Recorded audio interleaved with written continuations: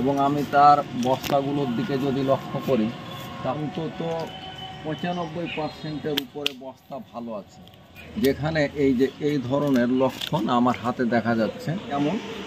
যেমন হচ্ছে যে আদা গাছের যে কাণ্ড ছিদ্রকারী পোকা, সেই পোকার কারণেও দেখা যায় অনেক সময় যে আদা গাছের আগা থেকে মারা যাচ্ছে বা পাতা হলদে হয়ে যাচ্ছে। এবং তখন আমরা এটি খুব ভালো মতো পার্থক্য বুঝতে পারি কিভাবে। প্রথমত আমরা যদি আদা গাছটাকে চিরতে থাকি তাহলে মাজরা পোকার কীড়া অথবা মাজরা পোকার যে পিউপা সেটি আমরা দেখতে পাই। কিন্তু আমি এই গাছটিকে প্রথমে চিরলাম, কোনো ধরনের কীড়া পাইলাম না। তার মধ্যেই আমি দেখছি যে আদা কোথা থেকে যেন খুব একটা দুর্গন্ধ, মানে আইসের মতো একটা দুর্গন্ধ আসতেছে। তখন আমার মনে হলো যে না, এই গন্ধটি অবশ্যই আদা গাছের থেকে আসছে।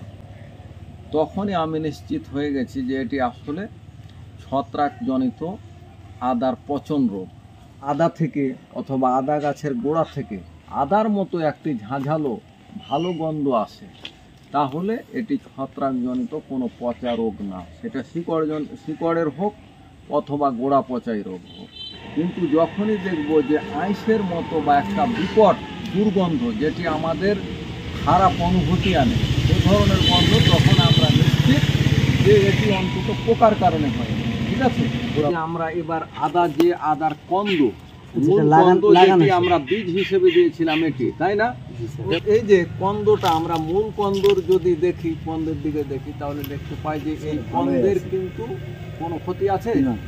এবং এই আমরা মূল কন্দকে অনেক সময় যখন জমিতে, বস্তার ক্ষেত্রে না, মূল জমিতে করা হয়, তখন সেই কন্দটিকে নিয়ে নেওয়া হয়, সংগ্রহ করে সেটি কিন্তু বিক্রি করা হয় বা মানুষের খাওয়ার জন্য ব্যবহার করা হয়।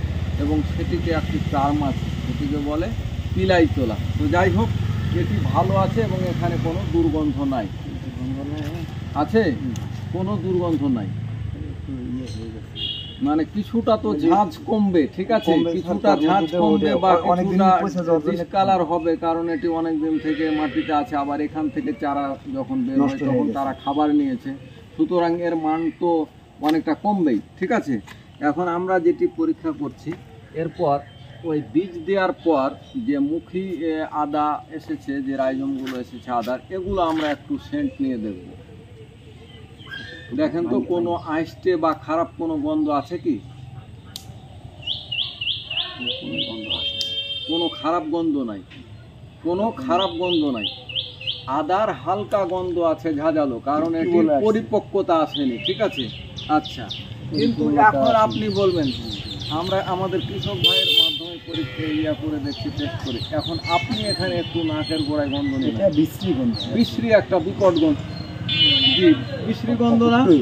পোকাজনিত যেমন কোনো এখানে পোকার কোনো আক্রমণ হয়নি, পোকাজনিত কোনো সমস্যা না, পাশাপাশি আমার কন্দ পচা রোগও না।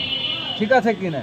আমরা এটা তো নিশ্চিত হতে পারি, যেহেতু আমাদের বীজের কন্দ এবং এই বীজ থেকে পরবর্তীতে এই বছরে যে কন্দ তৈরি হয়েছে সেখানে যেহেতু কোনো পচন বা গন্ধ নাই, যার কারণে আমরা এটা নিশ্চিত হতে পারি কিনা যে এখানে কোনো সমস্যা নাই। তাহলে মূল সমস্যাটা হচ্ছে যেটা বলে আদার গোড়া পচা রোগ, এবং এই জায়গাতে পচন হওয়ার কারণেই মূলত মানে আদা গাছের যে গোড়া, সেই গোড়াতে পচন হওয়ার কারণে এখানেই বিকট গন্ধ। ঠিক আছে, আমাদের মাঝে আরেকজন কৃষক ভাই উপস্থিত হয়েছেন, তার কাছেও আমরা একটু জানতে চেষ্টা করতাম।